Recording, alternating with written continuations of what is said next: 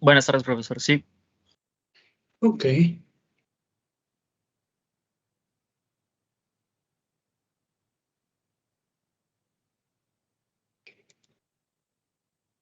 ¿Se ve la presentación?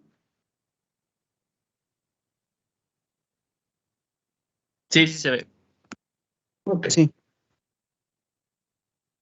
Vamos a esperar un poquito. Ay.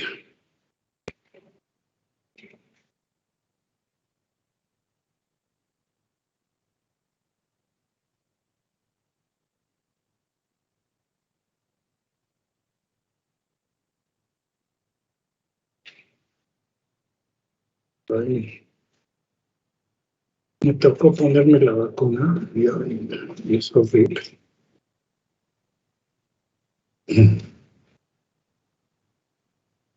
Bueno, vamos a iniciar. El día de ayer hablamos de la ley de Faraday. ¿Qué vamos a hacer hoy? Por ejemplo, vamos a ver la cuarta ecuación de Maxwell. Y a partir de la cuarta ecuación de Maxwell vamos a tratar de deducir la ecuación de ondas electromagnéticas, que quiere decir que es la luz precisamente, y lo vamos a explicar en función de las ecuaciones de Maxwell, ¿sí? Entonces recuerden que cuando estábamos introduciendo el concepto de óptica geométrica, simplemente describíamos que la luz era algo raro, que se movía, que se trasladaba en direcciones, en una dirección perpendicular, y que estas líneas obedecían a las leyes de reflexión y refracción.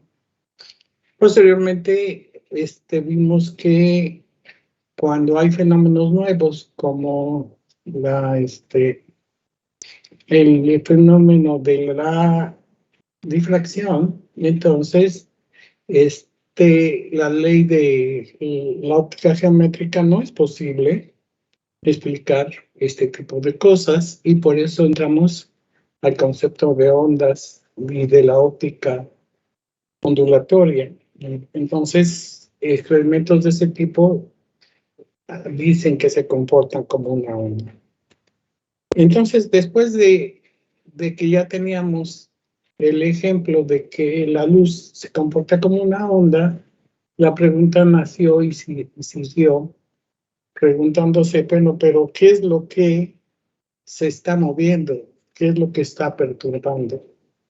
Y entonces la explicación de esto son precisamente las ecuaciones de Maxwell.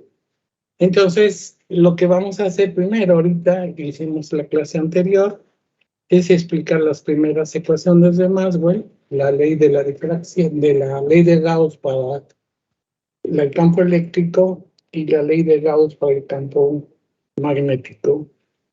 Esas dos leyes las teníamos, y luego comenzaron a aparecer nuevos fenómenos, ¿sí?, que los explican fundamentalmente Faraday, Michel Faraday, en el siglo XVIII, en el siglo XIX, en 1841, 31, en 1831, hice este experimento que vimos en la clase anterior, ¿sí?, que decía que ya se sabía que si se ponía un alambre alrededor de un fierro, un anillo de fierro, ¿sí?, la corriente del cable generaba un campo magnético, de modo que el anillo de hierro se convertía en un imán, ¿sí? Entonces aquí, esta primera parte, esta parte de acá, esta primera parte, ¿sí?,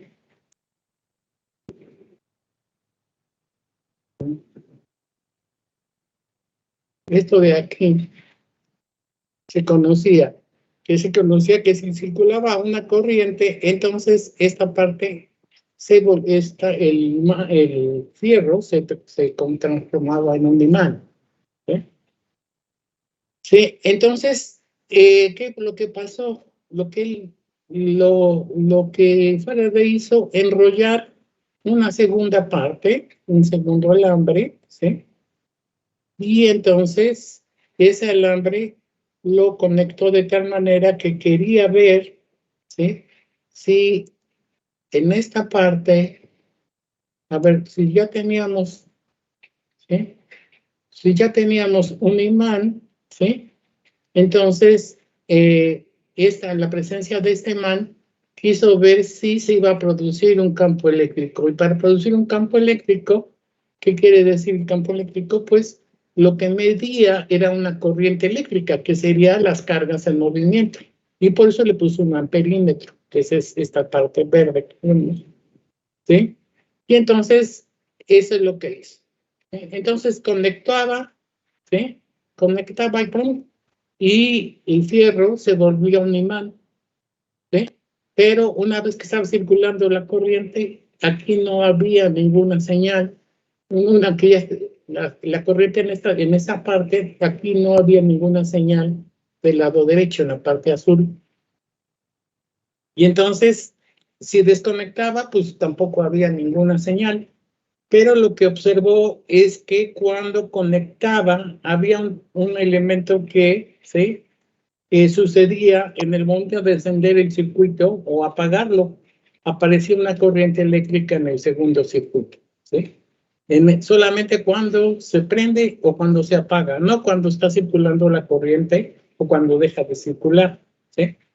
Y entonces, la variación del campo magnético es la que generaba la corriente, o sea, el campo magnético, ¿sí? No es suficiente, ¿sí? No es suficiente para generar una corriente, un campo eléctrico, ¿sí? Lo que pasaba era que era necesario que el campo magnético cambiara, ¿sí?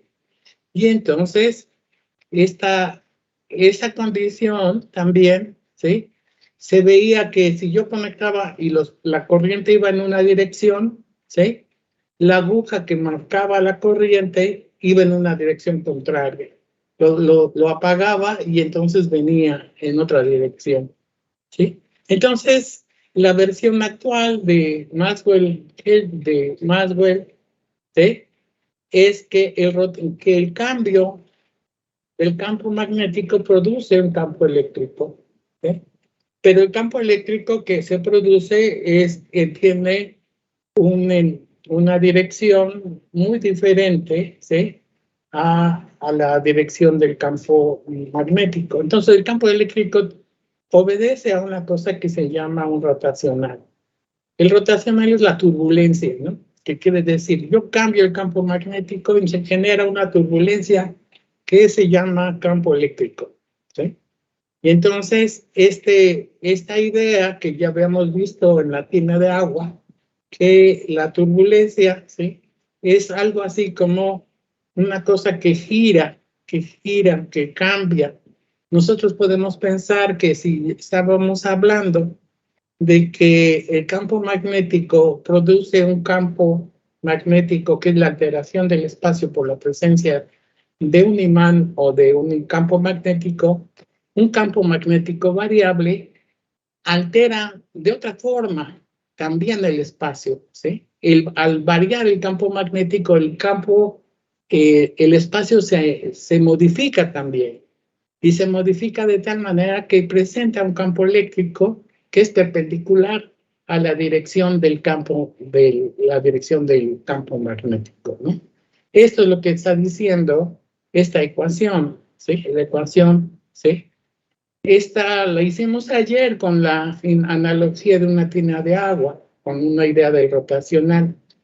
No es precisamente igual el del agua, pero pues nos da una idea, ¿no? Que simplemente vamos a utilizarlo de manera cualitativa, estas condiciones, ¿sí? Y entonces la ecuación de Maxwell-Faraday, el rotación del campo eléctrico se genera en esta condición.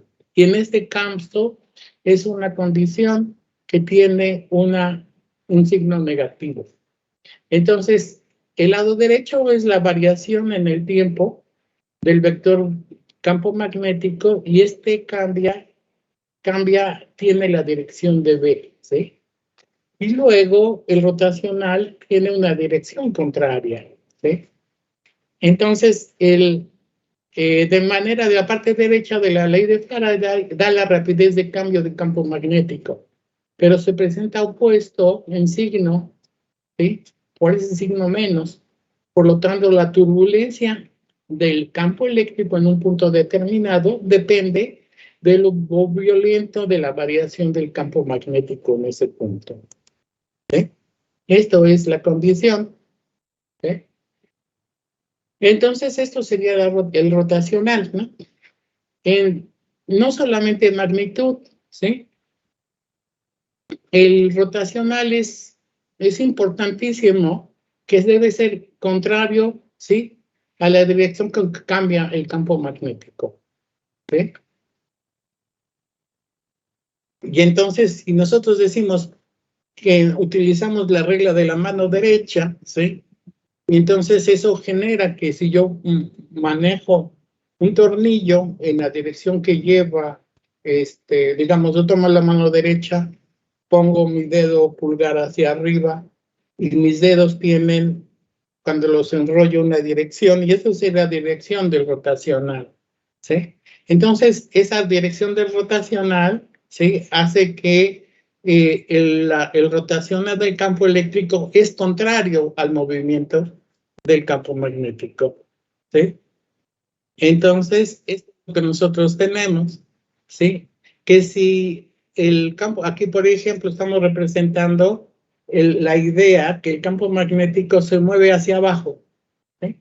Si se mueve hacia abajo, y entonces al moverse hacia abajo, lo que va a generar una turbulencia, que es la turbulencia del campo eléctrico. Pero la turbulencia del campo eléctrico, ¿sí? En ese sentido de la mano derecha, yo tengo la mano derecha, entonces va a girar en esa mano y marco el vector con el índice, con el dedo pulgar hacia arriba, que es contrario a la dirección del cambio del campo magnético, ¿sí? Entonces, este tornillo gira en una como esa condición, ¿sí?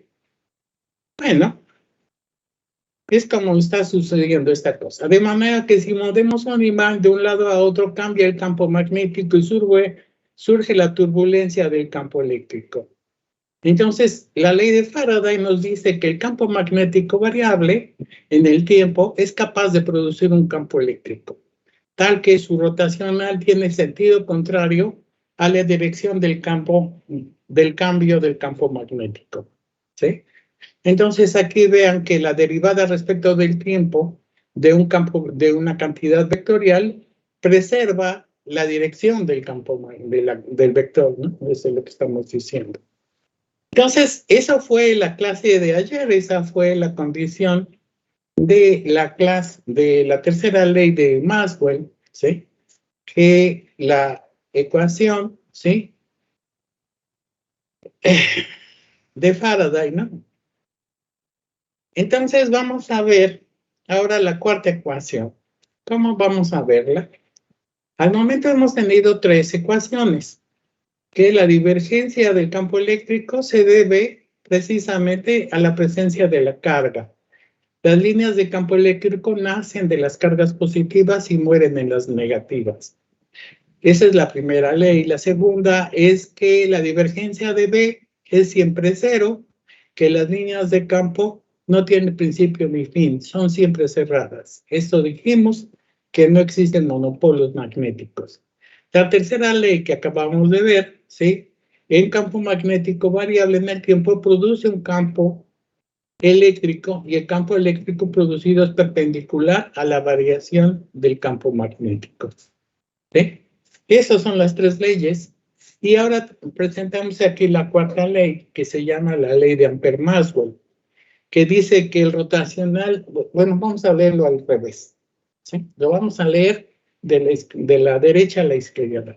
Entonces, lo que dice que una variación, ¿sí? Del campo eléctrico en el tiempo produce un campo magnético, ¿sí?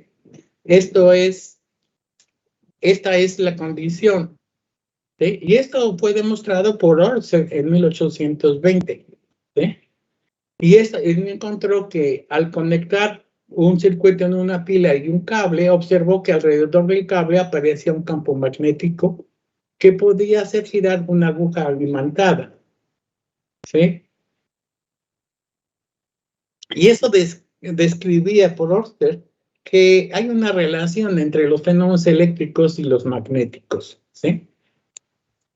Esa es la idea del experimento. En esta figura, yo estoy suponiendo que yo tengo muchos imanes, o sea, limaduras de fierro, y tengo un alambre que está así como enterrado en nuestra pantalla y solamente estamos viendo la parte transversal del alambre, ¿no? ¿Sí? Y entonces el experimento se resume así. El campo magnético era más intenso cuanto mayor es la intensidad de la corriente eléctrica. ¿Sí? Aquí si estamos viendo,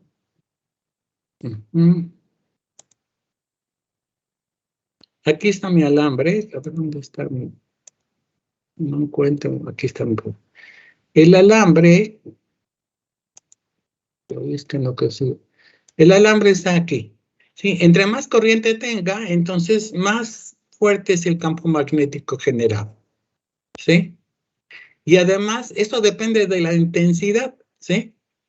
Entonces vean aquí las limaduras de fierro, que son las líneas de fuerza, ¿sí? Que están representadas, son mucho más densas cerca del cable, ¿sí? Y eso nos está diciendo que es más intenso entre más cerca del cable está, ¿sí?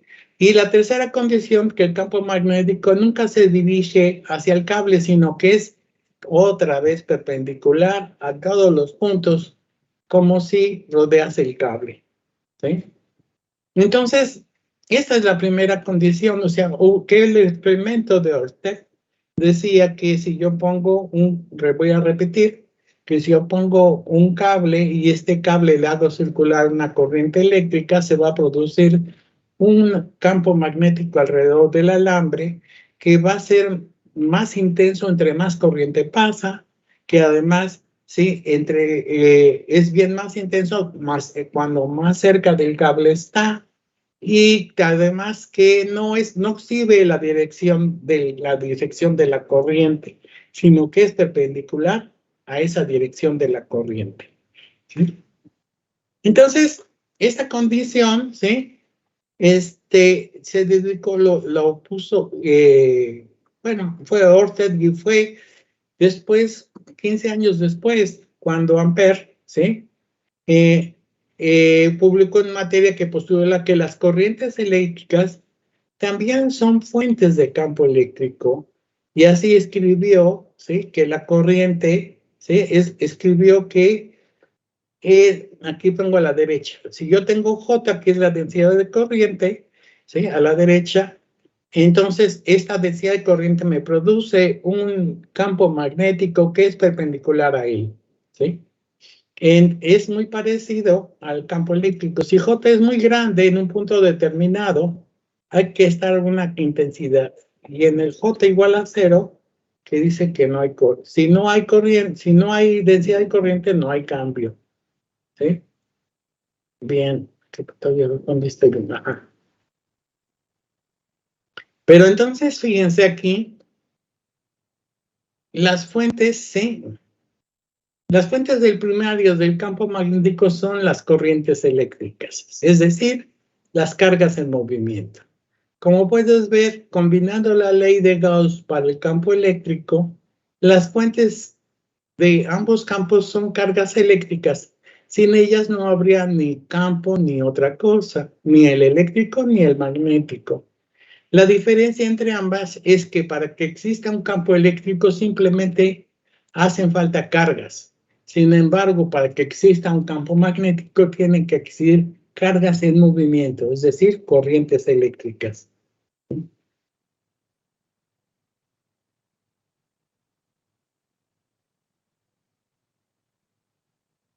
Bueno, la ley de Ampère no era completa, y aquí metió su mano Maxwell, ¿sí? Al igual que en el campo magnético variable produce un campo eléctrico, como en la ley de Faraday, entonces sucede lo contrario, un campo eléctrico variable produce un campo magnético.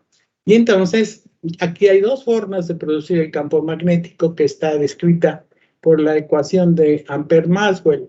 Una, la densidad de corriente, y otra, la variación del campo magnético en el tiempo, ¿sí? Entonces, a esas alturas, decir un campo eléctrico variable produce un rotacional del campo magnético, inclusive en ausencia de cargas, de corrientes, perdón, de corrientes. Perdón. ¿Sí?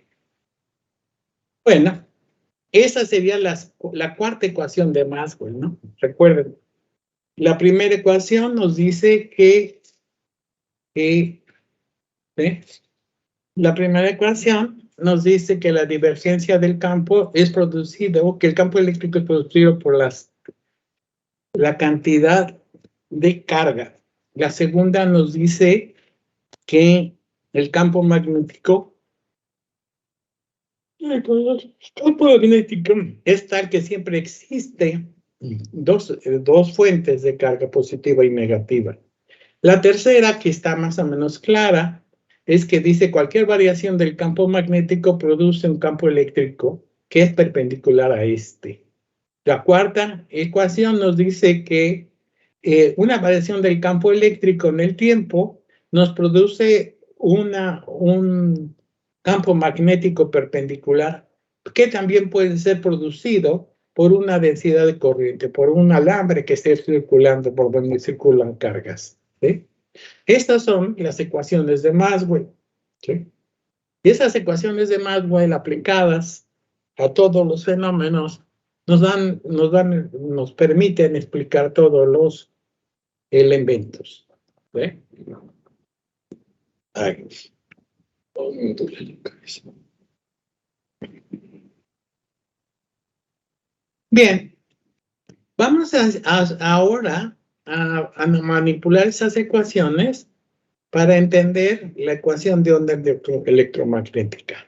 Entonces, ya de aquí ya vemos que el campo eléctrico y el campo magnético, con la tercera y la cuarta ecuación, nos muestra que no son entes aislados, ¿sí? Uno, ¿sí?, se complementa con el otro, ¿sí? Y para eso vamos a hacer lo siguiente, ¿sí? Esto decimos que las fuentes que producen los campos eléctricos o magnéticos son los que están a la derecha de esas cuatro ecuaciones de Maxwell, ¿sí? Estos serían las fuentes. Vamos a tomar un caso particular, ¿sí?, donde no hay átomos, ni protones, ni electrones, nada.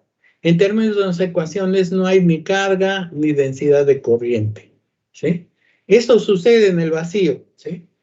Entonces, si nosotros podemos poner que no hay carga, entonces la divergencia del campo eléctrico es cero, ya la divergencia del campo magnético ya era cero, y aquí tenemos que la tercera ecuación se queda igual, ¿sí?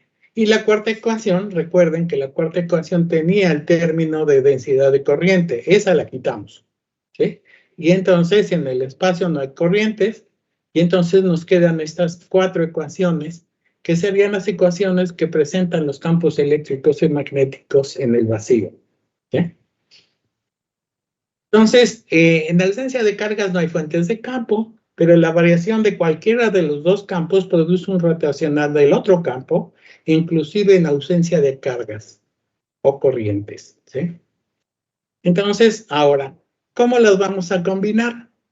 Vamos a combinar estas ecuaciones con la ecuación del rotacional. Bueno, vean, yo tengo estas, otra vez escribo las cuatro ecuaciones de Maxwell, ¿sí? Pero ahora voy a tomar la primera, ¿sí?, el rotacional de E, la tercera, perdón, el rotacional de E, y voy a aplicarle, ¿sí?, un rotacional a la primera ecuación, a esta ecuación.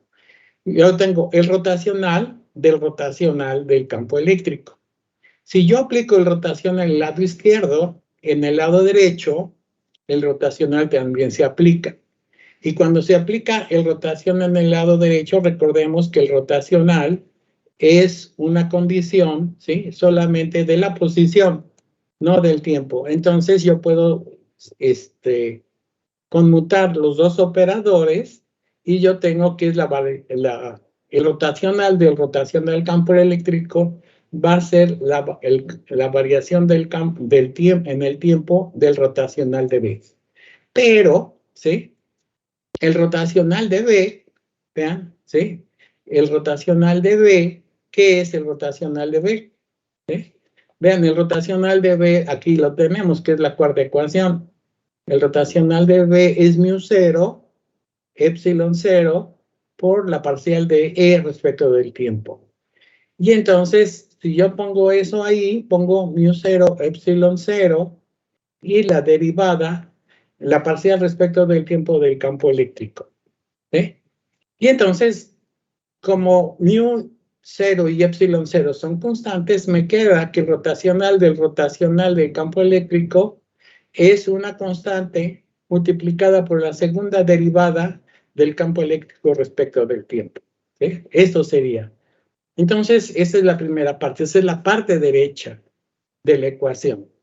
Ahora, si nosotros el lado izquierdo, entonces aplicamos, ¿sí? El rotacional de rotacional, y esas son ecuaciones que nos hablan de cómo son el rotacional. Eso lo podemos buscar en los libros y decía que el rotacional del rotacional de un vector es precisamente el gradiente de la divergencia menos el laplaciano respecto del vector, ¿sí? Pero, ¿saben? Viendo esto, la divergencia en el caso del vacío, la divergencia del campo eléctrico es 0, y entonces solamente nos queda este operador que es laplaciano del campo eléctrico. Y entonces ya tenemos las dos partes, ¿sí? Las dos partes de nuestra ecuación. Y vamos a tener que el laplaciano, ¿sí? ¿Qué sería el laplaciano? Eso es en 3 dimensiones. Si tuviésemos una sola dimensión, sería la segunda derivada, ¿sí?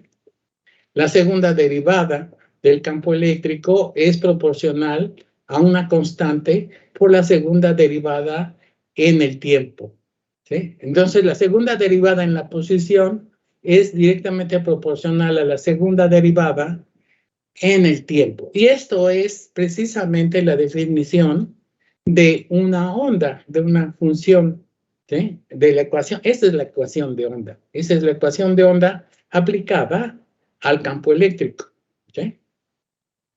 Entonces, también eso lo podemos hacer así, y también podríamos haber hecho aquí arriba, en lugar de poner aquí rotacional de E, aquí arribita, ¿dónde está mi marcador? No lo veo. Acá está. En lugar de poner E, podría haber utilizado el rotacional de B y me quedaría μ0 por epsilon 0 parcial respecto del tiempo del rotacional de E. Y ya poniendo el rotacional de E, me va a salir una ecuación que solamente va a depender del campo magnético, que es muy parecida, ¿sí? A la ecuación que teníamos del campo eléctrico, ¿sí? Entonces también lo que tenemos aquí son las ecuaciones de onda para el campo eléctrico y para el campo magnético. Entonces, de acuerdo con las ecuaciones de Maxwell, ¿sí? El campo eléctrico, ¿sí? Tiene un comportamiento como una onda, ¿sí? Lo mismo pasa con el campo magnético. Eso, y obedecen a esta expresión. Aún más, fíjense, si yo sé que cuando tengo una ecuación de onda, la relación entre la segunda variación espacial respecto del vector es igual a 1 sobre la velocidad al cuadrado de la condición, ¿sí? De la segunda derivada respecto del tiempo. Entonces, si nosotros vemos la constante de proporcionalidad, que sería C, ya que μ0 por μ0 es el cuadrado de eso, entonces veamos, vamos a Maxwell, lo que hizo, calculó C con los valores que ya se conocían de epsilon 0 y mu 0, ¿sí? Que aquí están representados, ¿sí? Aquí están representados en unidades modernas, y vean que 1 sobre estos valores nos da 3 por 10 a la 8 metros por segundo, que diría que son unas ondas. El campo eléctrico es una onda que se propaga a una velocidad de 3 por 10 a la 8 metros por segundo. Y también el campo magnético es otra onda que se propaga a la misma velocidad, ¿sí? Eso es lo que nos están dando las ecuaciones de Maxwell, ¿sí?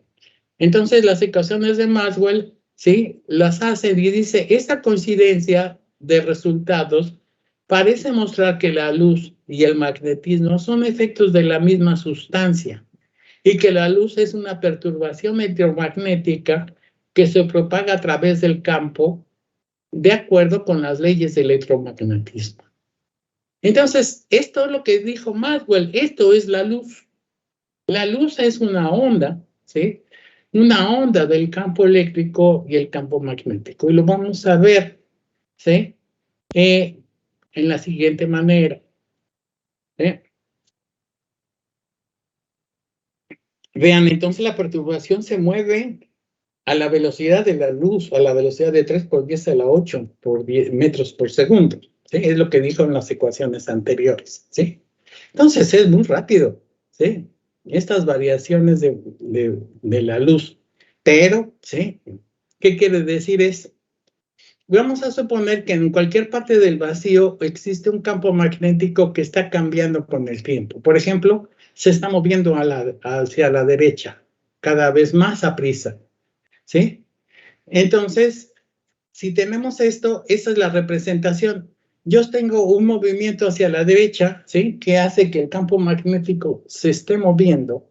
Y por la ley, ¿sí? Y por la ley de Maxwell, ya que B se está moviendo, esto va a producir un campo eléctrico en la dirección contraria, ¿sí? Recuerden cómo están las ecuaciones de Maxwell. Aquí están, ¿sí? La ecuación de Faraday, cualquier cambio en la variación del campo magnético con el tiempo, ¿sí? Nos va a producir un campo eléctrico, ¿sí? En una dirección perpendicular y además en un sentido contrario al movimiento del campo magnético, ¿sí? Eso sería la primera parte. Esta es la ley de Faraday, ¿sí? Eso sucede en el campo, en lo que está girando, ¿no? Entonces, ¿qué es lo que está pasando? Entonces, yo estoy diciendo que se está moviendo con una cierta velocidad y que esta velocidad va cambiando también, ¿sí? Entonces, ¿sí? ¿Qué pasa? En el campo magnético no solo está aumentando, sino que cada vez más rápido el rotacional del campo eléctrico está apareciendo. O sea, si esto se está moviendo, el campo eléctrico está apareciendo, ¿sí? Cada vez más grande, ¿sí? El principio de conservación de la energía es que si la variación del campo magnético con el tiempo va a generar un campo eléctrico, ¿sí? Entonces, si esta aumenta, el otro disminuye, ¿no? O sea, tiene que ser una suma de los dos, una cantidad de energía constante. Pero eso apareció, ¿sí? Por la variación del campo eléctrico. Antes no había campo eléctrico y así ahora se está moviendo, tenemos un campo eléctrico que comienza a aparecer como un rotacional, pero también está cambiando. Y si cambia el campo eléctrico, de acuerdo con la ley de Maxwell, de Ampère-Maxwell, ¿sí? Se va a producir, ¿sí? Un campo magnético. ¿Qué es lo que pasa en ese campo magnético? ¿Sí? Entonces, ya cambió el campo eléctrico y se produce un campo magnético secundario, ¿sí? Entonces, el campo original, ¿sí? Genera un campo eléctrico, un campo, a ver, otra vez vamos a empezar. Yo tengo un campo magnético variable en el tiempo y al tener un campo magnético variable en el tiempo se genera un campo eléctrico. Pero como el campo magnético está variando en el tiempo, también el campo eléctrico varía, ¿sí? Y como dice la ley de Maxwell, de Ampère-Maxwell, al variar el campo eléctrico, también se produce otro campo magnético, que vamos a llamarlo secundario, ¿sí? Que es perpendicular a esto, ¿sí? Entonces, el campo magnético secundario va a ser paralelo al campo magnético original, dicho de otras palabras.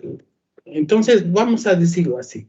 Entonces, estos valores, uno cambia y el otro cambia, ¿sí? De tal manera que en estos dos doble cambio, los campos magnéticos, el primario y el secundario, van a estar en la misma dirección, ¿sí?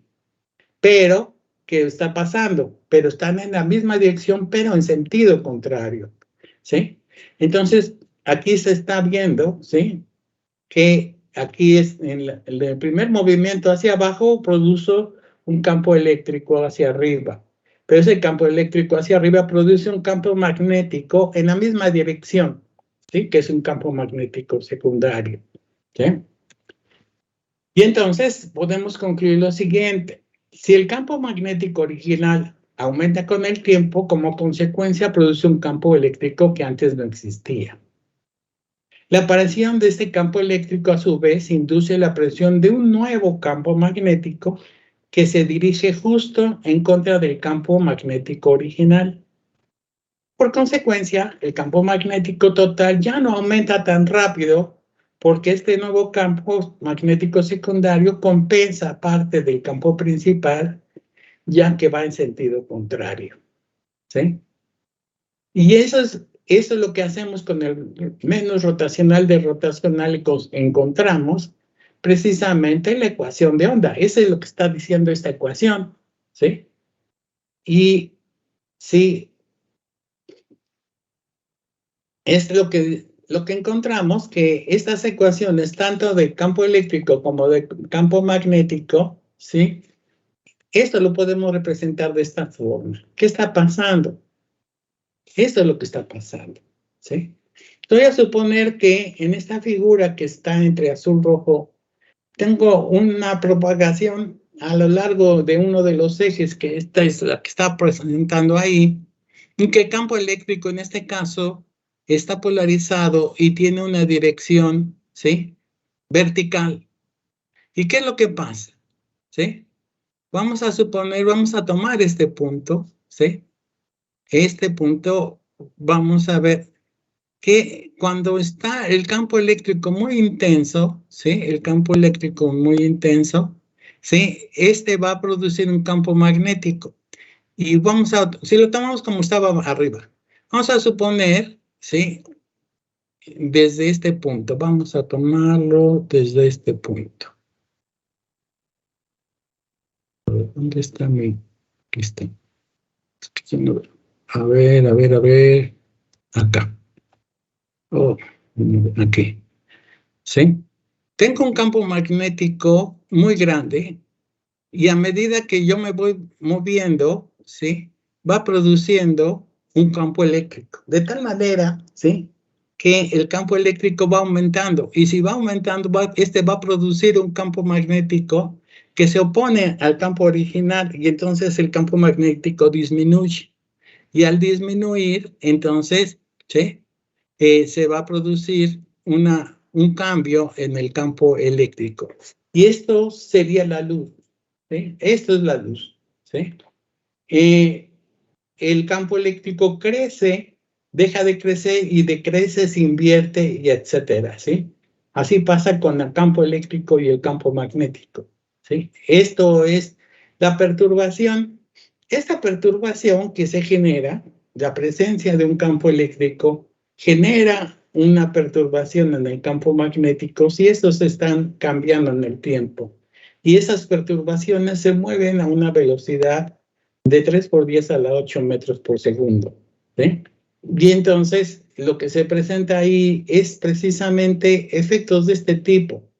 Tanto el campo eléctrico como el campo magnético son perpendiculares a la dirección de propagación de la perturbación, a la dirección de perturbación de la luz. Y por eso que la luz que está siendo generada, ¿sí?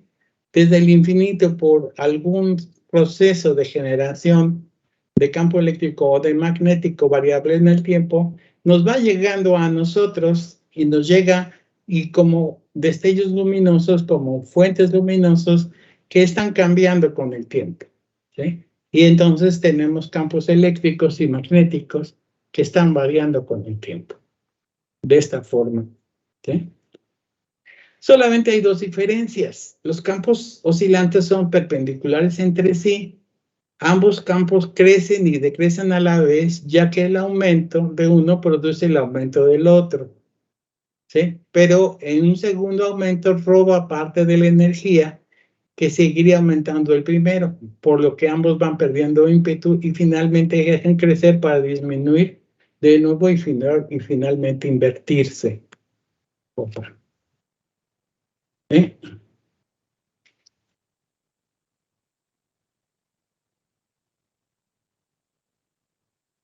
No sé si hay alguna pregunta acá.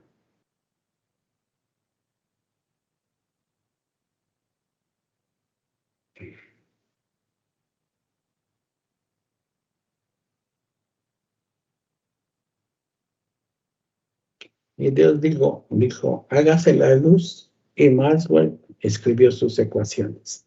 Sí, algo así pasó.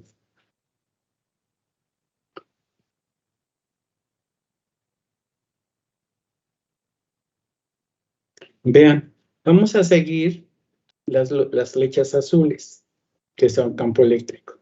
Entonces, el campo eléctrico se va modificando a la dirección de propagación, va creciendo, va cambiando y después cambia en sentido, ¿sí?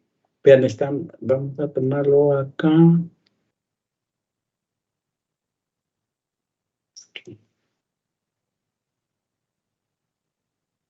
Voy a poner mejor otra cosa, porque con esto no consigo. Aquí ven, vamos a ver. Aquí es mayor, va bajando, va creciendo y después invierte, ¿sí? Va así, así, y se invierte.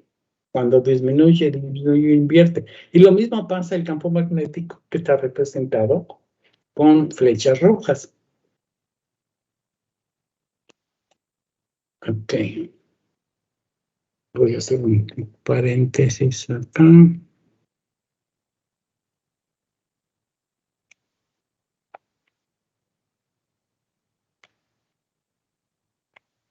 Aquí ya tengo chat. ¿Qué pasa acá? De las preguntas. Hasta el momento bien.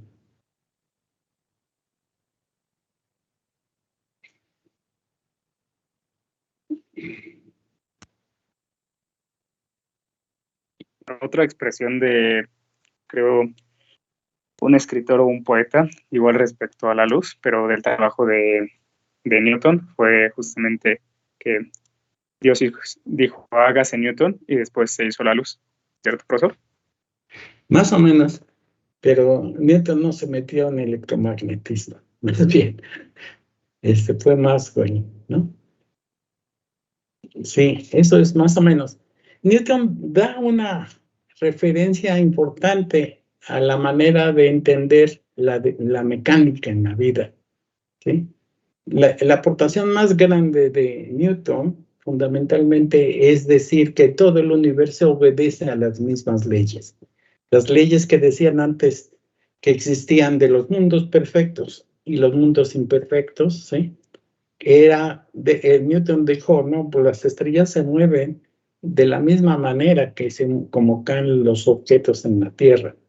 No hay esa diferencia de leyes sagradas, leyes, digamos, perfectas, a las leyes normales, ¿no? Esa fue la grande aportación.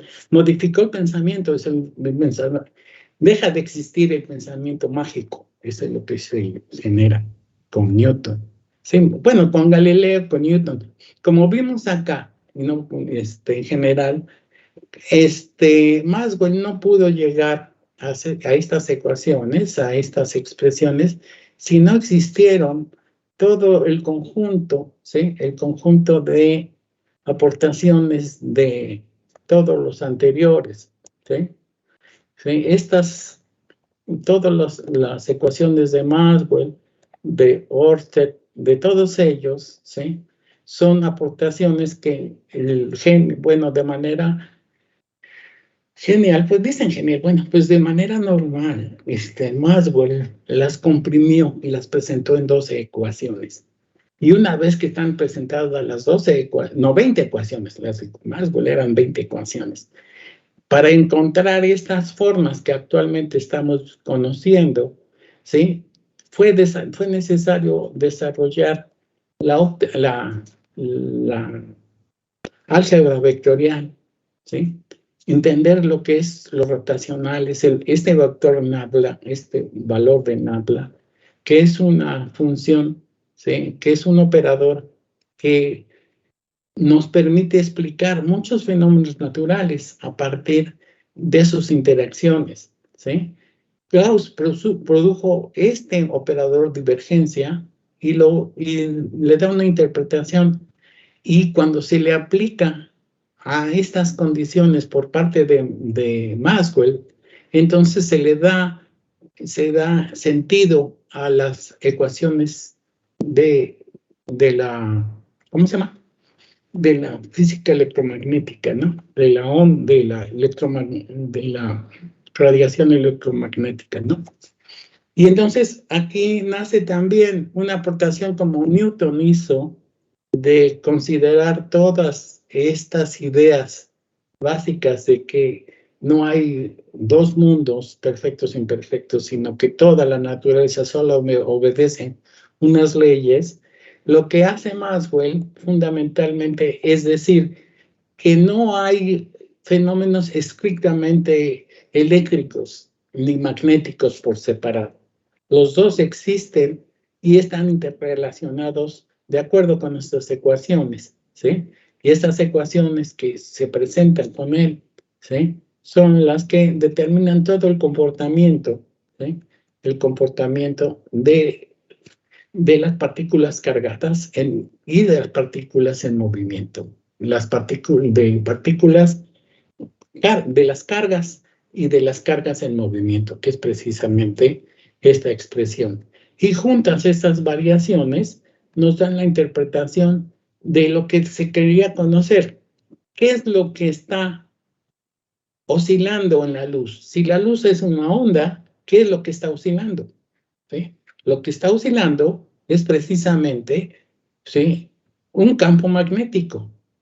¿Sí? Un campo magnético que está oscilando genera un campo eléctrico.